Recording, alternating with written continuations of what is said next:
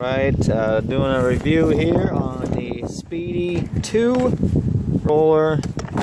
Basic controls here. Got your on-off switch with the power light, and then you got your lights here on top, which you can't really see during the daytime. Pretty good tires. Everything seems to be very high quality. You see on the bottom here the on-off switch, the batteries, switch there to sync it up, screw, you got to unscrew it to get the batteries out, then it actually recharge right here. So now we're going to do a little, that's very fast. It does say it races up to about 30 included in this. Go.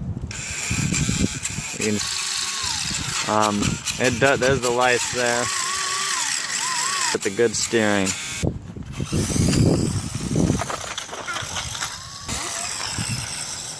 Very fast speed. So you can see it. Go.